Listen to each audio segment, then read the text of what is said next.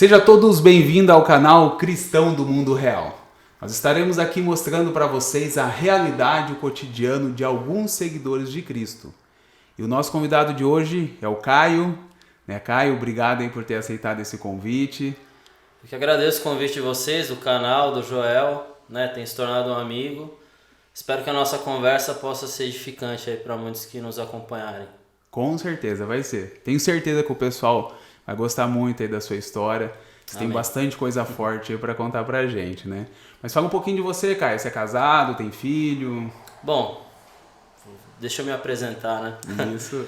Meu nome é Caio, tenho 33 anos, sou casado há 10, tenho 2 filhos, um no céu com o Senhor, outra comigo aqui na terra. Acho que isso vai ser assunto aí um pouco mais adiante na entrevista. Sou bombeiro militar já há quase 12 anos. Eu ingressei na escola da Polícia Militar em 2010, no estado de São Paulo. Fui soldado, cabo. Hoje eu sou segundo sargento e trabalho numa base na região de Prudente lá. Moro aqui, mas trabalho em São Paulo. Ah, bacana. Então hoje você mora aqui, mas você atua lá em São Paulo? Isso. E por que essa distância? Então, na verdade, ainda continuando um pouco da apresentação, eu sou Caiçara, sou lá de Santos, da região litoral de São Paulo. Nasci e cresci lá em Santos, onde eu conheci minha esposa, onde eu conheci a Cristo, enfim, onde eu cresci de fato. Mas a gente tinha muitos amigos aqui em Campo Mourão, e amigos bem próximos. E de repente surgiu um convite para minha esposa, de uma amiga, de um casal de amigos muito próximo, para ingressarem num negócio aqui na cidade. E a gente orou, analisou, estudou as variáveis. A gente já flertava com a ideia de uma cidade mais tranquila.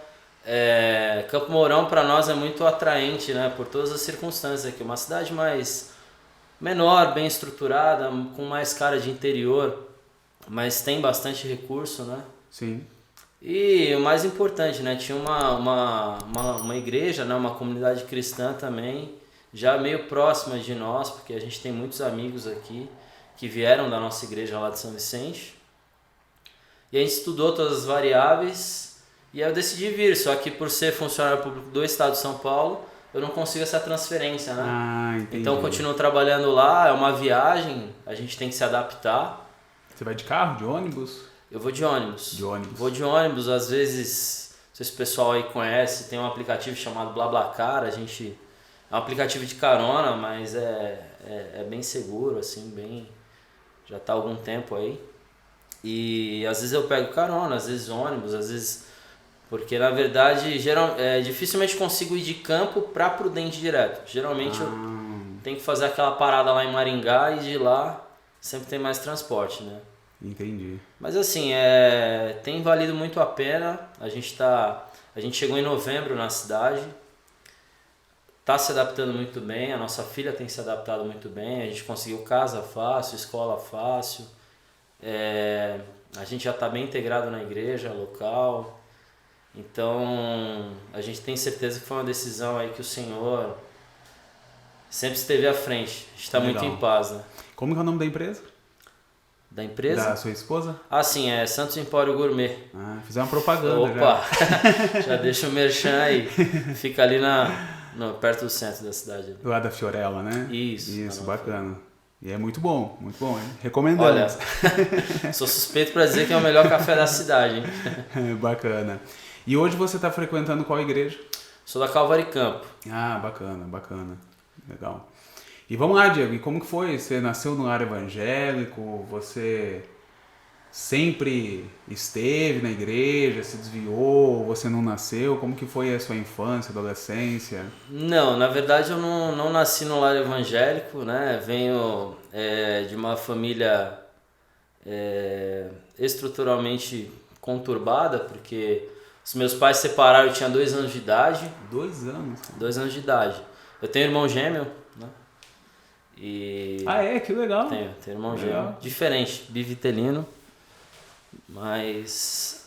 Ele não é bombeiro também, não? Não. Ele mora em Fortaleza.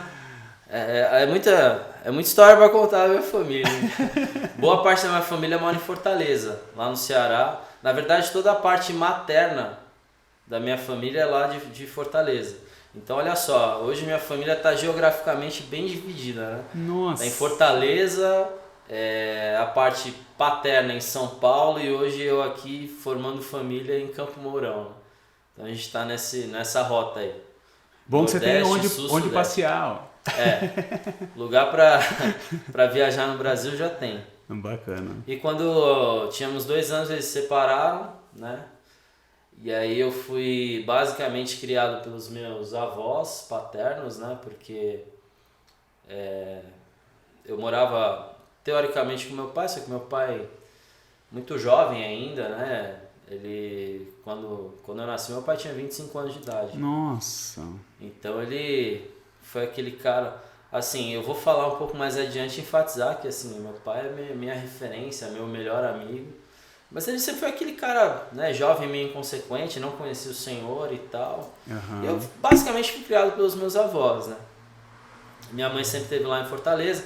Eu fiquei meio nesse pinga-pinga algumas vezes, eu ia pra lá, ficava um tempinho, voltava, né? Então eu não tinha uma estrutura muito sólida, né? Mas tive uma boa criação, assim, dos meus avós, em termos de caráter, de suprimento, né? Graças a Deus, até na minha infância, de fato, não faltou nada. As dificuldades vieram mais na adolescência aí. E aí, respondendo de forma mais objetiva, né, a pergunta, eu vim ter o meu primeiro contato com Cristo, assim, com a igreja, eu tinha 12 anos de idade, mais ou menos, né? Foi quando a minha avó faleceu. Então, como eu dizia, né, eu fui criado pelos meus avós. De repente, minha avó vem a falecer, então era Seria aquela a sua figura... segunda mãe. Aquela... Assim, por mais que eu fosse, né, criança ali, dá aquele abalo emocional gigantesco, né? Você perde ali, talvez no momento ali, minha maior referência, né? E eu sofri bastante com isso, e aí eu fui a primeira vez na igreja a convite de uma vizinha que morava. Ela disse que ia um dia pode falar o nome de ministério aqui? Pode, à vontade. Tá bom. Deve. Tá bom. No Ministério Cristo é Vida, lá em Santos. Né? Acho que poucos vão conhecer. Na verdade, não sei nem se essa denominação ela tem várias. Acredito que sim, né? Pelo menos em São Paulo. E aí foi a primeira vez, aquilo foi meio encantador para mim, né? Porque eu não tinha contato com religião. E por que você foi? Eu fui pelo sofrimento ali, assim. Mas você resolveu do nada, eu tô sofrendo, eu vou? Alguém te convidou? Não, ela convidou a minha vizinha. Na verdade, para ser bem específico, né? 2 dias depois do velório da minha avó, né, que eu havia perdido, ela me convidou, ela falou, esse domingo eu vou na igreja, você quer ir junto e tal? E aí eu falei, já tinha, embora criança, já tinha meio que discernimento para tomar essa decisão ali, né? Eu falei, não, eu quero ir, quero ver como é que é e tal. E eu fui, e assim, ali foi o primeiro toque, assim, no meu coração, né? Aquela coisa, aquele chamado primeiro amor, né? Só que assim, como você é criança, né, você não tem... envolve 2 coisas, a sua idade e a sua iniciação no Evangelho. Sim. Então essas 2 coisas te tornam uma pessoa muito imatura, né? Então eu fui muito empolgadão ali, eu comecei eu cheguei na igreja, eu queria participar de tudo. Então assim, o cristão, quando ele conhece Jesus, ele tem o contato com o primeiro amor, ele fica aquele cara... né, explosivo, assim, tudo é Jesus, tudo é Jesus. Ô Caio, e o que você acha que foi fundamental ali para você com 12 anos, que te chamou a atenção para você querer realmente conhecer mais Jesus? Foi o ambiente, foi as pessoas, ou realmente foi ali o Espírito Santo que tocou em você? O que você acha que foi o fundamental? Olha, eu acredito que foi uma mescla de coisas, né? Eu não tenho dúvidas que foi o Espírito Santo, né? Que me tocou desde cedo. Para você conhecer de fato Jesus tem que ser algo espiritual, não tem como, né? Não se conhece Jesus de longe, né? Tem que haver um toque, tem que haver um convencimento, uma conversão, né? Mas todo aquele ambiente que me cercava era muito atraente, porque sabe? Pessoas que se amam, que se gostam, que se abraçam, que querem estar junto, que se ajudam, que se tratam bem. E aí você de repente é tirado meio que daquela hostilidade, sabe? Do mundo, todo mundo se xinga, um querendo passar a perna no outro. E você de repente é inserido ali no ambiente cristão. Claro, eu não estou fazendo uma distinção e dizendo que não existem coisas erradas, a gente sabe que existem, Sim, infelizmente, na igreja, né? Mas não ali eu estava inserido realmente nesse contexto muito amoroso. Que legal. E isso para mim foi completamente atraente, então eu queria estar em tudo. Tinha discipulado, eu queria estar, tinha reunião de jovens, eu queria estar, tinha célula, eu queria estar. Aí ia ter o batismo, eu queria me batizar. E aí foi quando houveram os primeiros entraves aí, né? Que aí meu pai falou, você não tem idade, você tá sob o meu teto e está muito bitolado. E não, você não vai se batizar não vou permitir, né? E aí e eu sempre fui um cara que respeitei muito, né? Meu pai, meus avós. Legal. Nunca fui... E acho que nem fazia sentido, né, eu tomar essa decisão à revelia, né? Tomar esse tipo de passo, assim, em rebeldia. Com certeza. E aí eu fui obediente. O seu avô, ele estava vivo até esse momento ou não? Meu avô é vivo até hoje. Ele é até Meu hoje. avô é vivo até hoje. Talvez a minha formação militar venha um pouco dele, porque meu avô serviu 30 anos no exército. Olha, né? que bacana. Então você foi aquele cara muito, assim, meu avô também é uma referência de caráter para mim. Uma pessoa fora de série, né? Que legal. Hoje ele tem 83 anos, mas tá lá inteirão, totalmente sóbrio, consciente, né? E é um cara que eu amo muito e mora lá em São Paulo, mas tenho bastante contato. Mas ele trouxe essa formação mais disciplinar, assim, pra minha vida, né? Essa coisa mais de disciplina, né? De como ser correto, de horários, Isso foi muito legal, né? Sou muito grato ao meu avô por isso. Legal. E aí teu pai, então, ele não deixou, e ele te proibiu de ir na igreja também ou só de batizar? Olha, a princípio ele me proibiu de batizar. Mas eu lembro que isso causou uma certa frustração no meu coração, a ponto de aos poucos eu ir deixando... Esfriando. E é como eu falei, veja o cenário em que eu estava inserido, né? Minha avó tinha falecido.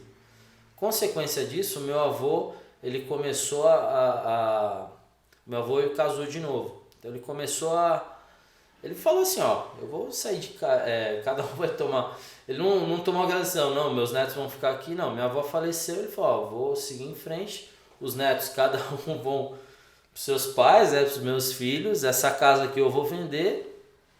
Então olha o impacto, né, que o falecimento da minha avó causou ali na família. Aquela família ali, toda ao redor ali da casa dos meus avós, meio que foi dissipada, assim, um para cada lado, né.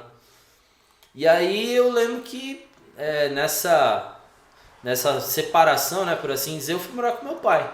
E aí eu tinha 12 anos, foi eu, meu irmão e meu pai. E aí meu pai, ele de repente se viu, né, ainda jovem ali, né, beirando ali os 40 anos, pra mim jovem ainda, né? Sim. E ele se viu meio que naquela... Ainda mais a gente tá chegando nessa idade. Tem que falar aqui, que eu me acho jovem. Mas ele, de repente, ele se viu essa posição de, cara, eu tenho que trabalhar, eu tenho que sustentar meus filhos, e assim, ele não fugiu da responsabilidade. Mas hoje, olhando para trás, não é difícil entender o quão seria complicado, porque meu pai não tinha formação, não tinha faculdade, não tinha um emprego assim, sabe, de formação, eram sempre trabalhos sazonais e tal. E aí de repente ele se viu comigo e com meu irmão e falou, tem que sustentar, né? E aí começaram as dificuldades, aí vieram os tempos difíceis da minha vida, assim, né? Os tempos onde eu cheguei assim mesmo no fundo do poço, assim, e falando mais de forma, né, financeira, estrutural, né, porque... E nesse momento você nem de vez em quando ia na igreja, você abandonou 100%. Foi um desvio mesmo, porque a gente gosta de usar esse termo, né, desviado, foi aí, eu saí da igreja, não fui mais, Eu lembro que concomitante a isso, logo que ele me proibiu, eu cheguei também a um ou outro ministério assim, em que aí o culto, o estilo de ser da igreja, a gente sabe que existem várias denominações, mas eu lembro que a época meio que me deu uma assustada assim, eu não lembro se era aquela coisa mais... Aí, eu acho que nesse momento já não convém falar o nome de ministério e tal, mas era uma coisa meio fora do que eu tinha, do meu entendimento ali sobre cristianismo. Quando eu me deparei, eu falei, não, eu acho que não é bem isso aqui. Mas por que era... O que era de diferente, assim? Joel, eu penso assim no evangelho como essencialmente Jesus, né? Eu penso Jesus, a essência do evangelho, a palavra de Deus e tudo deriva dele, né? E aí quando de repente você vai num culto que Jesus é deixado de lado, assim, e se fala de todo o resto, assim, sei lá, meu, de possessão demoníaca, ou a ênfase maior em mais da metade do culto é dada aos dízimos e às ofertas. Entendi. A gente sabe da importância, mas a gente não vai entrar nessa seara agora. Mas você vê que Jesus é deixado de lado ali, aí você fala, não, cara, tem alguma coisa errada e tal. Entendi. Teu coração naturalmente ele discerne aquilo, né? Ele fala, não, uma coisa errada, não é isso aqui. E aí foi concomitante, né? Meu pai já tinha proibido. Eu tive contato com esse tipo de... né? E aí eu meio que dei uma saída fora ali, eu falei, não, né? Mas assim, na minha adolescência, o coração mesmo longe ali, eu sempre criei em Jesus. Embora eu tivesse me desviado, eu nunca tive uma crise de pensar assim, Jesus existe, Deus existe, não. Entendi. Isso nunca saiu. Você acreditava. Acreditava. Né? Tinha fé, confiava, mas você estava distante da igreja. Estava distante de toda a doutrina, de toda a vida cristã, né? Não vivi como um cristão. Seu pai bebia, fumava? Não. Meu pai, graças a Deus, né? Minha mãe teve muitos problemas nesse sentido. Na verdade, minha mãe, assim, é uma figura muito distante da minha vida, né? Até hoje? Até hoje tive poucos contatos assim com a minha mãe. Falo com ela hoje, assim, eu procuro, é meio louco, né? Mesmo que a distância, ter uma relação de amor com ela, eu falo que a amo, a gente tem contato, principalmente hoje na era... Isso é de coração mesmo? De coração. Eu não tenho mágoa dela. Entendi. Mas não foi uma figura presente na minha vida, né? Não é uma coisa que, eu não quero falar com ela, não quero ver, não quero saber. Não tenho esse tipo de mágoa. Mas eu dizer que, assim, eu sei que parece forte dizer isso, né? Ou até cruel, mas eu dizer que eu tenho o mesmo sentimento pelo meu pai e pela minha mãe, eu estaria sendo hipócrita. Porque eu fui criado e muito próximo de um e totalmente distante do outro, né? Então, e eu sei que foi assim... Foram escolhas, não foi uma coisa assim, só para que fique claro, né? Não fui tirado dela, não. Foram escolhas, circunstâncias da vida, mas enfim, hoje ela tá lá, tô falando, eu mantenho contato, mas Caio, não sou próximo. E é legal essa questão do cristianismo em você, né? Porque esse perdão é de Cristo, né? Não, com certeza. Com certeza. Eu acho que, eu acredito que é o caráter de Cristo em mim, porque... Eu, Caio, não tenho nada de bom, né? Eu não sei se eu seria capaz de perdoar, né? Porque eu imagino quantas pessoas talvez até estejam nos assistindo, né? Que tenham talvez esse problema, né? De não conhecer o pai, a mãe, ou de ser distante. E a gente não faz ideia do impacto que isso pode causar na vida de uma pessoa, né? E eu glorifico a Deus que o impacto, assim, na minha vida foi pequeno, por assim dizer, né? Eu não sou um cara traumatizado, não sou um cara... E tinha tudo pra ser, né? Tinha tudo pra ser, sem dúvida. Muitas pessoas que já conversei, que me acompanharam, conhecem meu testemunho e falam, cara, como você não foi por uma parada errada aí, da vida, né? Eu acredito que eu tinha tudo pra ser. Ô, Caio, chegou a passar necessidade, alguma coisa? Cheguei. Chegou? Cheguei a passar necessidade. Assim, já vou delimitar uma faixa etária pra gente, né, seguir. Ali dos meus 13 aos meus 16, 17 anos, ali foram 3, 4 anos assim, de intensa dificuldade. Assim. Aí eu cheguei a vender as coisas dentro de casa. Eu não, né? Nós. Assim, então não tinha dinheiro para comprar. Meu, o que que tem aí? Pô, vamos ver. Só para deixar claro, né? Não era nada, graças a Deus, nunca usei drogas, nunca. Então não era nada para alimentar a vício nem nada, era para comer. Para comer mesmo. Era para comer, era para necessidade básica. Básica. Né? Então assim, vende a TV aí, porque a gente não tem dinheiro para. A gente ia lá e vendia. Pô, o que tem aí que a gente não usa muito, assim, não sei, uma câmera, vamos vender, porque... Então eu cheguei a um ponto assim, que em casa só tinha as nossas camas, as nossas roupas e o básico do básico, né? Eu cheguei a ficar quase 3 meses sem luz em casa, né? Nossa! Sem luz, então... meu pai quando alugou um apartamento lá em São Vicente, ele alugou e logo, poucos meses depois do contrato, ele já não conseguiu sustentar, né, aquele aluguel. Então, conosco, assim, ele abria a situação, ele não era um cara que ele tentava tapar o sol com a peneira, ele já falava, ó, eu não tô pagando aluguel, tô esperando só uma ação de despejo, eu não tenho de onde tirar. Né? Chegou a ter o despejo? Fomos despejados. Eu vou chegar um pouquinho mais adiante, mas nós fomos despejados de casa. Algumas cenas marcaram muito nessa época. Algumas que eu nunca vou esquecer na vida, né? O meu pai, ele é um cara grande, né? Ele é um cara... Meu pai, um cara de 1,85m, 90kg. Eu lembro que ele bateu 70kg, assim. Tipo, bem magro mesmo. Eu lembro de um dia eu entrar em casa e, tipo, 3 horas da tarde eu estranhei porque meu pai tava dormindo, assim, deitado no sofá. Eu falei, pai, por que você tá dormindo agora? Ele falou, tô dormindo pra esquecer a fome, né? E aquilo me marcou profundamente, assim. Né? Cara, deixa eu te fazer uma pergunta. E como que era, assim, só pra gente tentar visualizar? Era um bairro bom? Era um apartamento bom? Ele tinha uma estrutura boa? Como que era, assim, o ambiente que você vivia? Então, estruturalmente era bom. Assim, se eu falar, talvez até choque, porque era em frente à praia. Só que em frente à praia ali tinha muitos prédios que tinham por serem prédios de temporada, São Vicente, Santos é uma cidade essencialmente turística, todos aqueles prédios ali da orla são kitnet, sala livre, né? Então, teoricamente, à época, era um preço mais acessível. Eu lembro até do preço, acho que girava em torno de... Pô, cara, há 17 anos atrás, é isso que a gente está falando? Mais ou menos isso, 17, 18 anos. Girava em torno de R$300 e tal. Então, eu não lembro quem da minha família, entrou de fiador. E aí meu pai conseguiu alugar, só que não conseguiu sustentar, né? E assim, a visão sobre meu pai era meio que assim, você tem que se virar.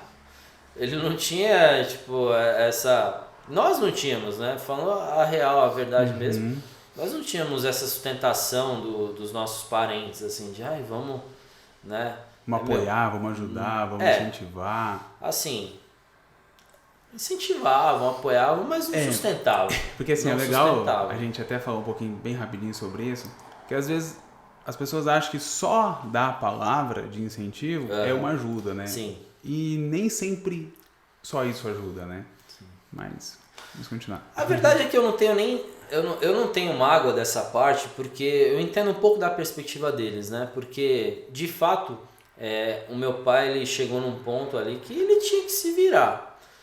Mas nós, filhos dele, sofremos as consequências disso. Né? Mas, enfim, é outra coisa que, assim, poderia até... eu tenho muita mágoa, porque onde eles estavam... Mas eu também não tenho. Que assim, legal, cara, que legal.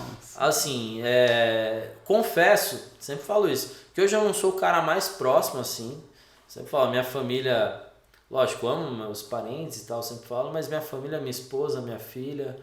e tal, eu, sabe, deixei pai e mãe constituir minha família hoje está aqui, então, mas também é outra coisa que, nossa, onde eles estavam, não é uma coisa que, mas, falando a verdade, se de fato tivessem ali, a gente não teria chegado ao ponto que a gente chegou. A gente chegou num ponto mesmo extremo. E você nunca pensou de assaltar, roubar, se envolver Não, com outra coisa? nunca passou, nunca. não. Mas nem de longe, assim, nunca... Seu irmão também não? Não, nunca foi uma possibilidade para nós. Que legal. Nunca. Nem, assim, graças a Deus, o nosso caráter sempre foi muito bem massificado, sempre assim, desde cedo nunca passou pela cabeça. Nunca... Que bacana, cara. De forma alguma.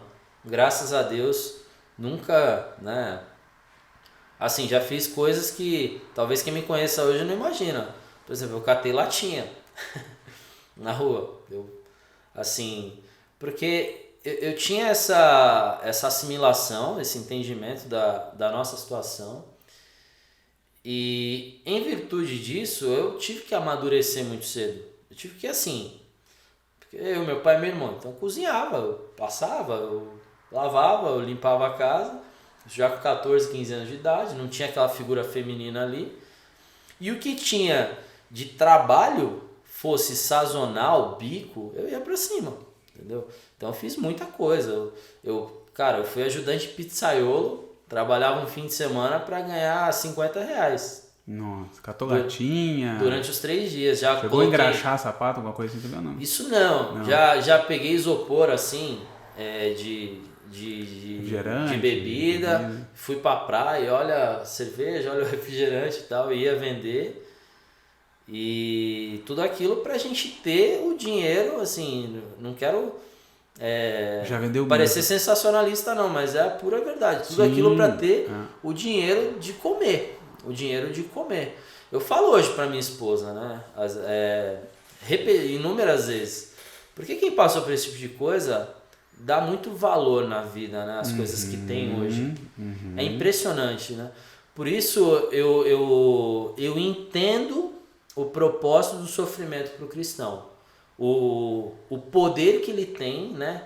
De causar em você a valorização do que você tem e o entendimento da dependência que você deve ter do Senhor. Então eu acho que o sofrimento ele é permitido para nós com um propósito muito grande, muito maior. Talvez se eu não tivesse sofrido tanto, não sei, talvez eu não tivesse o caráter, o entendimento, a maturidade, a valorização das coisas, um coração totalmente aberto a perdoar que eu tenho hoje, graças a Deus, né? E eu acho que tudo isso é fruto de muita coisa difícil que eu passei, né? Ô Danilo, você vê um cara desse tamanho que você acha que tem um coração bom assim? Agora você vai ver, né? Mas é legal, cara. Cara, que interessante, assim, a gente vê que o agir de Deus aí, do Espírito Santo na tua vida, desde pequeno, né? Porque você teve todas as chances possíveis, oportunidade de você fazer coisa errada, de você ir para um lugar que não ia deixar próximo de Deus. Mesmo você não estando com Deus, mas você esteve firme ali no teu caráter, né? Sim. Você comentou do seu avô aí, de repente ele te ensinou muita coisa em relação a isso, né? Então é muito interessante isso, porque, rapaz, às vezes no primeiro obstáculo a gente já chuta o pé no balde, né? Já faz um monte de coisa de errada, já pensa na possibilidade de ir pelo caminho mais rápido, né? Mas é legal, cara, muito bacana. E como que foi depois do despejo? Então, aí logo na sequência do despejo, na verdade ainda um comentário rápido, ainda nesse período, nessa situação, o meu irmão, ele resolveu ir para Fortaleza, né, onde morava a minha mãe. Ele meio que assim, cara, ele se cansou dessa situação, né? E eu não culpo meu irmão. Ele buscou algo melhor, né? Imagina, ele se via ali, né? Um adolescente e tal. E aí ele falou, ó, eu vou embora. Aquilo causou uma certa mágoa no coração do meu pai, essa que é a verdade, né? Meu pai, ele... nessa época, ele entendeu meu irmão por todo aquele sofrimento, mas ele pensou... Foi quase que, pô, cara, tá pulando do barco, tipo, vamos passar por isso junto, né? Claro que ele não falou, mas eu entendi isso. E eu falava pro meu pai, eu falava, cara, eu tô aqui. Se a gente tiver que ir, a gente vai junto. Se a gente tiver que passar, a gente vai junto. Eu não vou sair do teu lado, né? Eu falava pro meu pai. Por isso que a gente tem essa relação tão próxima. Lógico, só pra deixar claro também, ele tem uma relação muito próxima com meu irmão também. Eles têm uma relação muito boa, se amam, tá? Isso aí foi completamente superado. Foi inerente realmente ao período que a gente passou.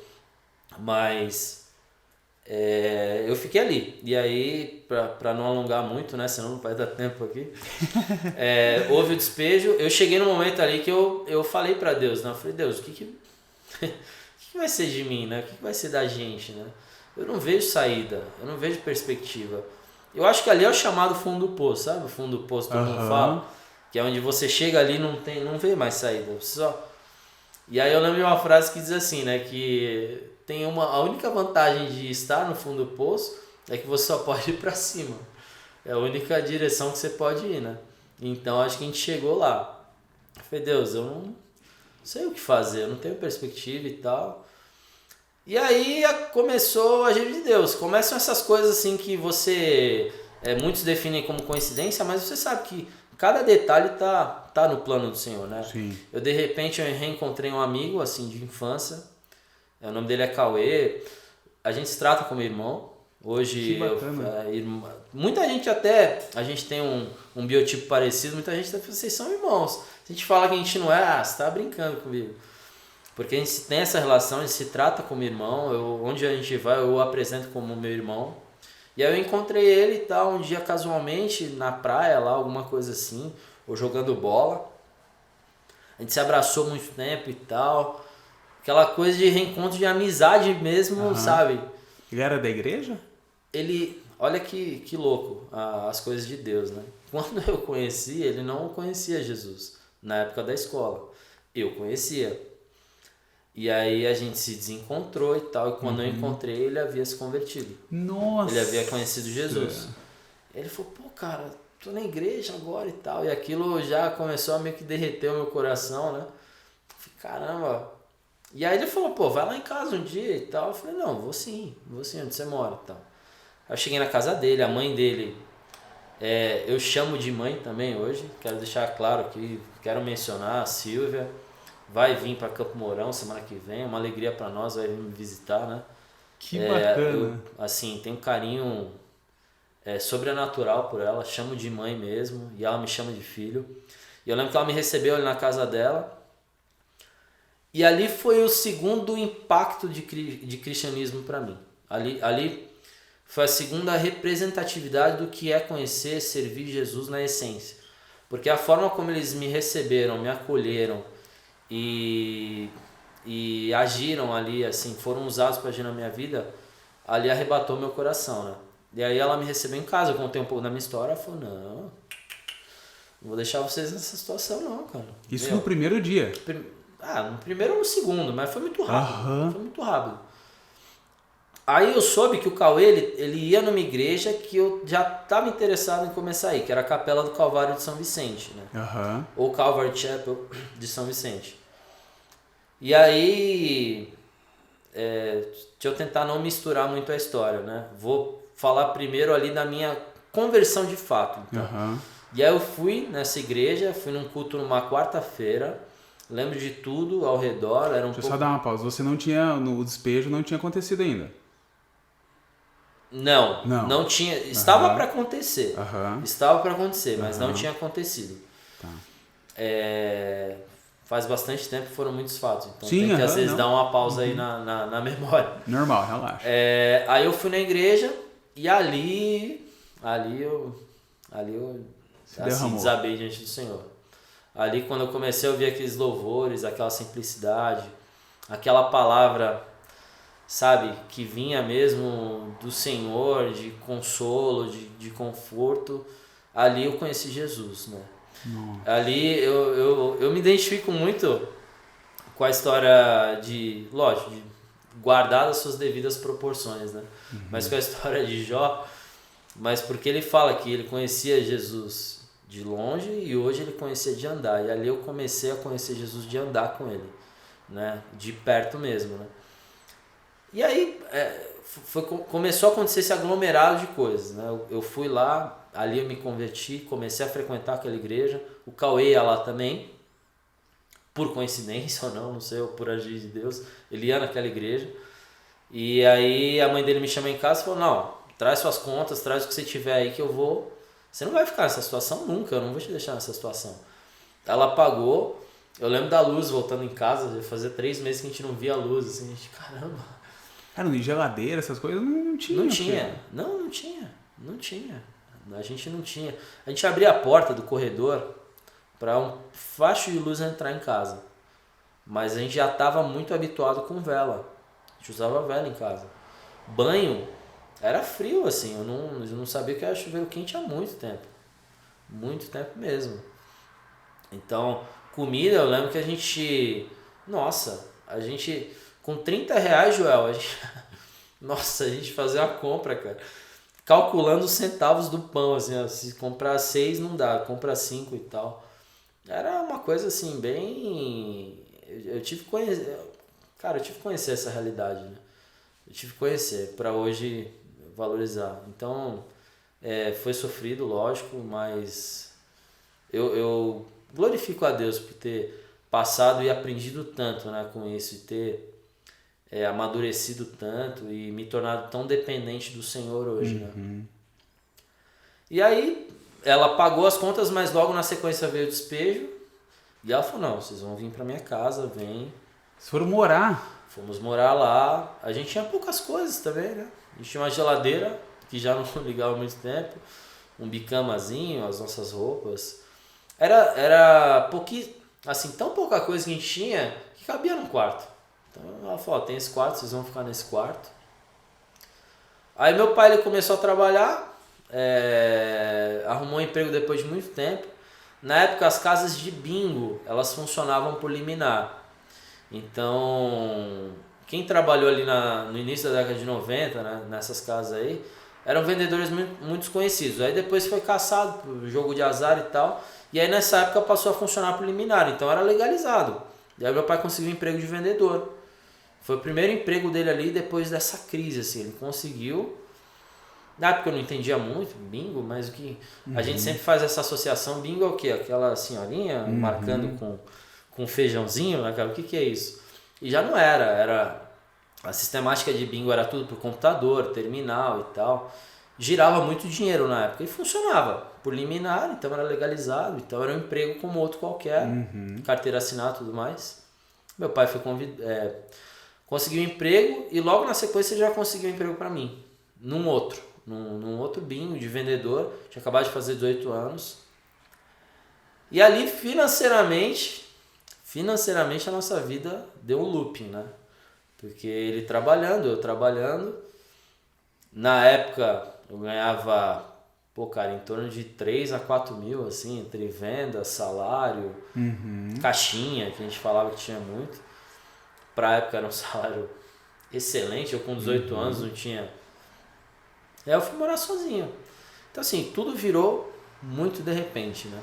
Aí eu consegui um emprego e tal, as coisas começaram a melhorar muito de repente. Meu pai conheceu a atual esposa, um tempo depois se casou. Aí falou, vem morar comigo, filho e tal. Eu falei, não. Barba começou a crescer aqui, ó, já tá incomodando, vou morar sozinho. Aí no primeiro momento ele, né, riu, meio que desacreditou, assim, falou, não, morar sozinho? Eu falei, fica vendo. Aí eu juntei com o Cauê. O Cauê tem a mesma idade que eu, tinha a mesma ideologia. Um cara que eu queria até ter mais tempo pra falar dele, porque é um cara assim, uma referência pra mim, de caráter também, de, assim, é mais que um irmão de sangue, né, pra mim, né? E a gente é uma cabeça muito parecida. Eu falei, cara, vamos rachar uma casa aí, meu. Você quer sair de casa? Eu também. E aí a gente foi morar sozinho, com 18 anos, rachamos nossa casa. Deu muito certo, foi um período muito legal. Porque ele sempre foi um cara muito organizado nessa parte financeira e tal. Ele já trabalhava em financeiro e tal. E eu era aquele cara, tipo, lavava, cozinhava, passava. Então me virava muito bem sozinho, né? Então deu muito certo. Foi um período muito bom, né? E aí a continuidade da história vem para os dias de hoje, né? Eu conheci a minha atual esposa na época, isso lá em meados de 2007, 2006, 2007. Ele conheceu a atual esposa dele, que é amiga da minha, então era aquele círculo de amizade ali. E, cara, ele casou assim em dezembro, eu casei em maio. Nossa. Uma coisa assim, uma separação assim. Então, a nossa vida caminhou bem parecida, assim, no mesmo pé. Então, no mesmo pé praticamente a gente saiu de casa, ele foi, casou, depois eu casei. E aí em 2010 eu tive alguns empregos, né? Depois o BIM parou de funcionar, as liminares foram cassadas pela justiça, as casas fecharam, consegui outros empregos, fui trabalhar em loja de foto, trabalhei na Brastemp. E aí eu prestei o concurso público em 2009, eu fiz a prova, foi meio que por acaso, assim. Eu já fantasiava essa ideia de criança, assim, de ser bombeiro, acho que toda criança... Acho que tem alguns empregos muito místicos, assim, né, pra criançada, né, pra molecada, né. Pô, quero ser jogador de futebol, eu quero ser astronauta, eu quero ser piloto de avião, eu quero ser bombeiro. Acho que bombeiro tá meio que inserido nisso aí. Você vê lá os carros passando, tem aquela, né. E era um sonho que eu tinha, mas até então meio distante, eu não tinha pensado com carinho, né. E aí surgiu a prova, surgiu o concurso, meu cunhado foi fazer. Falei, pô, cara, me inscreve aí. Eu não sabia nem que polícia militar e bombeiro era a mesma coisa em São Paulo. Pra mim uma coisa era uma coisa, outra coisa era outra coisa. E aí eu prestei a prova, passei de primeira, e aí iniciei a escola em 2010, ingressei na carreira e graças a Deus tô até hoje aí, já vou pra minha quinta promoção. Quinta promoção? 2010, 11 anos. 10 anos, né? Que você tá. Fiz 11 anos agora em março, 16 de março. Né? Que legal, cara, que bacana. Pois é. E essa questão tua que você viveu, né, até junto com o seu irmão, nesse tempo todo você esteve dentro da igreja? Sim. Nesse tempo todo? Nesse tempo todo, dentro da igreja, eu fiquei lá em São Vicente cerca de 14 anos, mais ou menos, na igreja. Entendi. Servia no grupo de louvor lá também, servia em outros ministérios. A gente tinha um trabalho social numa área mais carente da cidade lá. Fiquei alguns anos nesse ministério também, com as crianças. E, graças a Deus, foi um tempo legal, firme. Que bom. Ô, Kai, nesse período que você atua aí como bombeiro, você tem alguma história, alguma coisa assim que ali você viu Deus agir? Algo que realmente foi bem direcionado? Cara, tem algumas, hein, Joel? Tem algumas. Uma delas aí tá disponível no YouTube. Ah, é? Pra quem quiser saber mais detalhes, né? Foi uma ocorrência em 2018, 1º de maio de 2018. Foi um desabamento, um incêndio seguido por desabamento lá no centro de São Paulo, na rua Rio Branco. Essa ocorrência lá repercutiu, ficou conhecida, né, mundialmente aí. Teve uma matéria grande na época no Fantástico, em outras emissoras também. E eu tava com a minha equipe lá em cima lá, era eu e mais 3 lá, tentando fazer o resgate de uma das vítimas que estava pendurada nesse prédio, né. Era alto o prédio? O prédio tinha 24 andares. Nossa! Ele tava ali pelo 17º, né. Então, assim, como eu falei, quem quiser acompanhar detalhes da matéria, eu não sei se é possível disponibilizar o link depois. Sim, mas a gente coloca, né? Ele estava na altura do 17º, a gente fez o acesso pelo prédio do lado, tinha um prédio na frente, né? Era um cenário que até então, eu já era sargento, trabalhava no Alto Bomba Tático lá da Vila Mariana, perto do centro de São Paulo. Estávamos em 4 na equipe, eu, o sargento Diego, o soldado Beirigo, o soldado Freitas, né? Na ocorrência juntou-se a nós lá o soldado Beirigo, que era de outra equipe. E quando a gente chegou, assim, aquele cenário meio Armagedon, assim, uma coisa que você não tá habituado. Por mais que você lide com muito acidente, sinistro, incêndio, uma coisa muito atípica é você ver um prédio completamente em chamas, né? De alto a baixo. E foi o cenário que a gente se deparou ali. Aí você fica com aquela você chega naquela sensação meio de formiguinha ali. Você fala, cara, já tinha mais de 30 viaturas, já totalmente isolado. Algumas viaturas aéreas já combatendo. E aí a gente se fechou ali e falou, cara, vamos lá. Que vento que dá pra gente fazer nessa ocorrência, né? O que dá pra gente agir? Ele falou, cara, vamos evacuar os prédios vizinhos. Esse prédio já tá sinistrado, né? E cabe às viaturas aéreas, né, o combate. E vai ser um combate árduo, diga-se de passagem. Vamos fazer a evacuação dos prédios vizinhos. É o que a gente pode fazer efetivamente na ocorrência. Os 4 concordaram de pronto, vamos. Equipamos EPI, EPR, cinto alemão, machado, tudo, corda. E ingressamos no prédio do lado. Quando a gente chegou na parte baixa do prédio, veio um policial militar, ele falou, bombeiro, a gente recebeu uma ligação via Copom que tem uma vítima pendurada lá no prédio, que está em chamas. Está na face lateral lá, ela está pendurada. Então ele falou, pendurada, eu já... Cara, pendurado no que está em chamas? Como? Por onde, né? Mas beleza, subimos, agora eu não lembro exatamente, 16 ou 17 andares a pé, com EPR já. Esse prédio que a gente subiu, ele já tinha bastante fumaça no interior dele, tá? Eu não sei se a caixa de escada não estava funcionando bem, enfim, mas já tinha totalmente... Era bem próximo do outro prédio? Bem próximo, muito próximo. Eu não sei dizer a metragem exata, mas era prédio vizinho, um colado no outro ali. Inclusive, quem quiser acompanhar a matéria vai ter uma boa noção ali de como era próximo, né? E aí a gente começou a subir e tal, e aí quando a gente chegou num ponto do prédio, a gente conseguiu avistar ele, mas olha, ele estava muito distante, cara, ele estava muito inacessível, né? Ele foi até o alto do prédio, e aí se viu encurralado por causa da convecção, né, dos gases, e aí ele falou, cara, tem que descer. Aí ele acessou o cabo do para-raio lá, começou a descer, aquele cabo fica na lateral. Eu não sei como, cara, mas assim, muito ninja o cara, mas ele fez isso. Ele fez isso. Porque o cabo é um cabo fino de aço, né? Mas ele desceu até onde deu. O cabo ele não tinha mais continuidade ali para baixo, 17, ficou pendurado ali. Ficou pendurado, pedindo socorro, me tira daqui. Situação assim, completamente atípica para nós, né? Eu não sei quantos vão se deparar com uma ocorrência dessa ainda na vida. E aí a gente na hora... Cara, mas a equipe assim... Tava uma equipe muito abençoada, a estratégia foi muito boa, assim. E a gente se dividiu em 2 duplas até conseguir o acesso. A gente conseguiu acesso, saímos de frente para ele. A gente tinha corda, tinha mosquetão... Conseguimos lançar a corda para ele, conseguimos fazer contato verbal.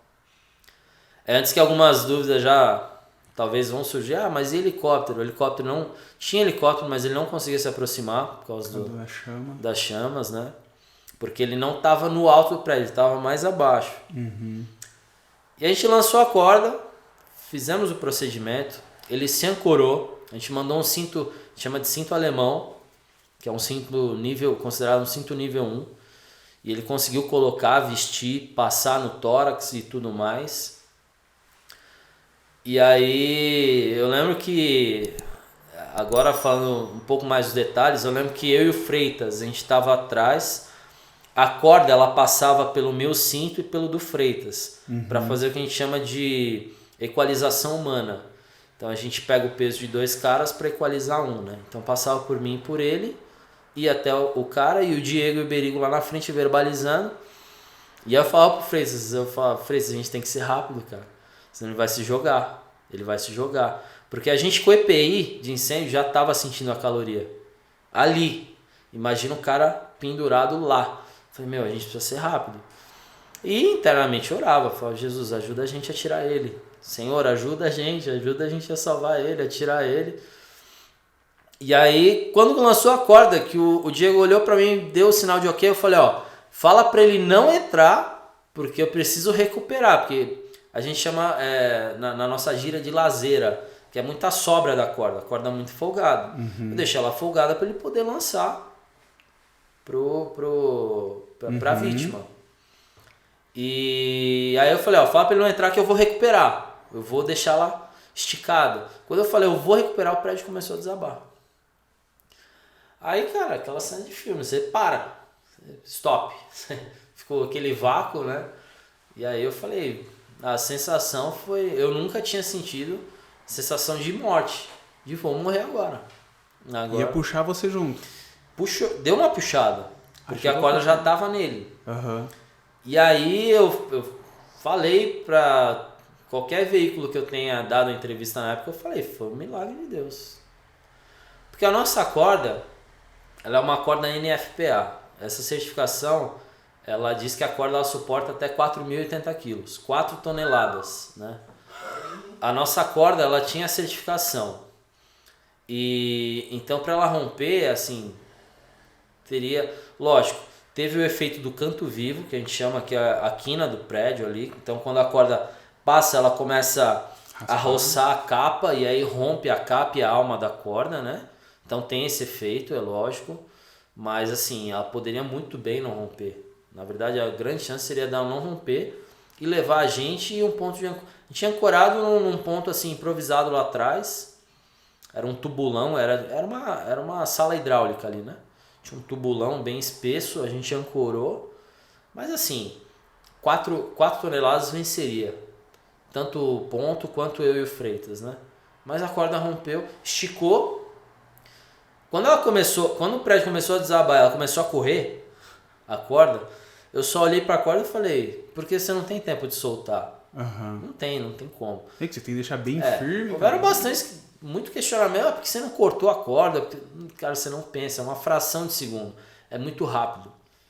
Eu falo, eu vou colocar um prédio desabando na sua frente, vamos ver como você vai reagir, cara. Entendeu? Não tem, é uma fração de segundo. Eu sei que puxou, deu aquela puxada nas costas, e quando puxou, deu aquela estilingada, e aí a corda veio.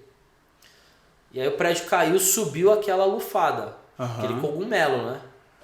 Na hora, cada um teve uma reação, né? Eu lembro que o Diego, ele pegava a ponta da corda e falava, a vítima caiu e tal. O Berigo levantava vendo se estava vivo. E eu, na hora assim que me veio à cabeça, foi o 11 de setembro. Mas não pelo atentado, pelo efeito. Eu falei, caiu essa, vai cair essa aqui, velho. Acabou de cair essa que a gente tá, já vai cair.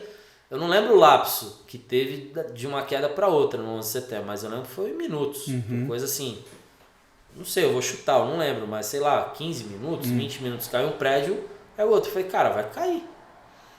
Aí eu pegava, eu olhava, cara, vamos embora, vamos descer, vai cair o prédio.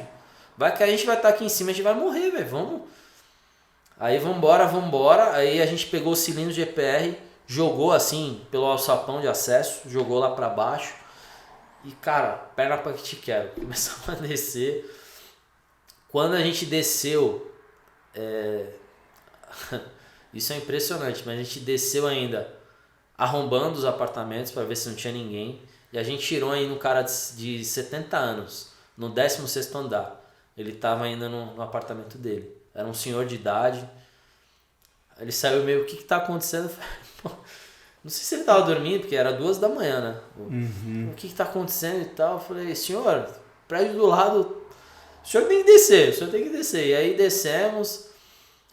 O nosso rádio, ele ficou sem comunicação alguns poucos minutos, porque assim, foi uma loucura. Quando caiu o prédio, deu aquele vácuo na rede. Quando o pessoal voltou a falar, mas foi todo mundo junto. O que está acontecendo? Tem bombeiro lá em cima. Então, eu não conseguia modular, porque para modular a rede tem que estar livre. E eu não conseguia falar, então ninguém sabia se a gente estava vivo. Só sabia que tinha uma equipe lá em cima, né? Mas ninguém sabia. Outro ponto dessa ocorrência que eu considero um milagre foi a forma como o prédio caiu. Porque entenda bem, para o pessoal entender, eu tenho um prédio maior de 24 andares e tenho um menor de 17. Se esse prédio que desaba tiver qualquer falha estrutural que ocasione aí uma pequena inclinação, então imagina assim, ele está aqui, ele inclina 15 graus. Toda essa parte de cima vai vir sobre nós. Né? E ele caiu perfeitamente reto. Assim. Nossa. Mas não pegou uma pedra na gente. Ele caiu reto, ele desabou, desmoronou reto, como se fosse uma implosão mesmo planejada, assim, né? Porque era outra possibilidade que tinha, dele inclinar ali e vir sobre nós. E aí, sei lá, esmagaria a gente, derrubaria outro prédio, não sei, qualquer coisa poderia acontecer. E a gente esteve muito perto de tirar essa vítima de lá, assim. A gente falou na época que se a gente tivesse mais 2 minutos, talvez a gente tirava ele, assim. Então, Deus sabe de todas as coisas, né? Sim. Deus sabe de todas as coisas. Ô, Caio, a corda, ela arrebentou mesmo ou ela escapou da vítima? Não, ela arrebentou. Ela arrebentou mesmo. Porque depois a gente fez a busca pelos corpos, ele estava com a nossa ancoragem, ou melhor, desculpa, a nossa ancoragem foi achada perto do corpo dele, mas com um pedaço da corda arrebentado. Foi até mandado para análise depois, e a nossa corda ela ficou com o chicote arrebentado ali. Então ela arrebentou mesmo. Ela não... Porque assim, se tivesse soltado dele, seria uma outra possibilidade a ser estudada ou até lamentada, né? Bom, ele não estava com a ancoragem certa, mas não, ela estava arrebentada mesmo.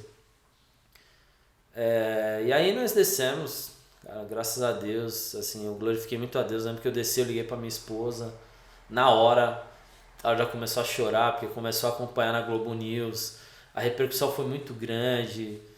Pra você ter uma ideia da repercussão, essa ocorrência, ela ganhou na Alemanha o prêmio de ocorrência mais bem atendida no ano, né? É uma espécie de Oscar dos bombeiros, assim, algo mundial, um evento mundial mesmo. Eu sempre pergunto, pô, mas não foi trágico? Mas, cara, nenhum bombeiro se feriu. Então, teve sim planejamento em torno dessa ocorrência, teve bastante segurança da parte dos bombeiros de São Paulo. Então, assim, ocorrência histórica para nós. Marcou pela circunstância, pelo desfecho, pela mão do Senhor sobre nós, assim, eu testemunho disso. Tem uma instituição em São Paulo, que são os PMs de Cristo, não sei se você já ouviu falar. Não. É uma co-irmã nossa, né? Os PMs evangélicos, né, do estado de São Paulo. Fizeram uma matéria conosco, tive a oportunidade de testemunhar lá. Tem esse link no YouTube também, posso deixar disponível aí depois, mas graças a Deus a gente sobreviveu. Infelizmente, houveram 6 vítimas, inclusive essa que a gente tentou resgatar, mas a gente sobreviveu. Que bom, que legal, bacana. Pessoal, nós vamos encerrar essa primeira parte nossa aqui. E vamos deixar o link embaixo aí para vocês assistirem a segunda parte. Segunda parte a gente vai estar contando um pouquinho a história do Caio, já a vida familiar dele, né? A questão de uma perca de um filho, do milagre que ele tem hoje. Então, acesse o link aí embaixo que vocês vão gostar dessa história também, beleza? Agradeço o espaço e a oportunidade, fico aguardando a próxima aí. Vamos embora.